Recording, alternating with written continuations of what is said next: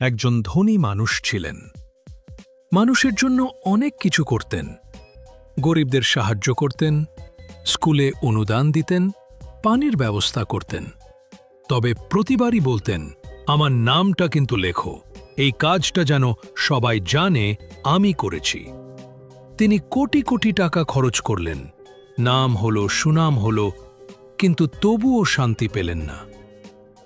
একদিন তার স্ত্রী একজন জ্ঞানী বৃদ্ধার কাছে গিয়ে বললেন, আমার স্বামী অনেক কিছু করেন, কিন্তু দিন দিন অশান্ত হয়ে যাচ্ছে। বৃদ্ধা হেসে বললেন, তাকে 4টা রুটি দিয়ে দাও। যাত্রায় বের হয়ে কাউকে খাইয়ে দিক, নাম বা প্রতিদান চাওয়া যাবে না। লোকটা বেরিয়ে পড়লেন।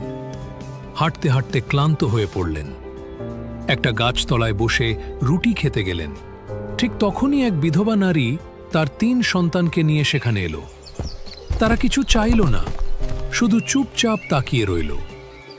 লোকটা 4টা রুটি দিয়ে দিল, নিজে না খেয়ে কিছু বলল না, শুধু মনে এক অদ্ভুত প্রশান্তি। পরদিন সেই বৃদ্ধা আবার দেখা করলেন। বললেন, তুমি যা করেছ সেটা বিশাল এক কাজ। আমি চাইলে এই কাজের স্মৃতি তোমার থেকে নিতে পারি। লোকটা অবাক হয়ে বলল, আমি তো শুধু কিছু রুটি দিয়েছিলাম। বৃদ্ধা হেসে বললেন, তাই তো, তুমি কিছু পাওয়ার আশায় করনি, তাই এই ছোট কাজটাই আজ সবচেয়ে বড় হয়ে গেছে।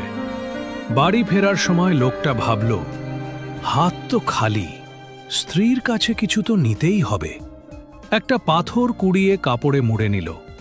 বাড়ি গিয়ে স্ত্রী সেই পুটলি খুলে দেখে ওটা পাথর নয়, খাঁটি হীরা। লোকটা স্ত্রীর দিকে তাকিয়ে বলল, সারা জীবন আমি নিজের নামের জন্য কাজ করেছি, কিছুই পাইনি। আজ একবার নিঃস্বার্থভাবে করলাম, প্রতিদান পেলাম সবচেয়ে বড়। শেষ কথা, ভালো কাজ করো, চুপচাপ, নিঃস্বার্থভাবে, কারণ সবচেয়ে বড় পুরস্কার আসে তখনই যখন তুমি কোনো পুরস্কার আশা করো না।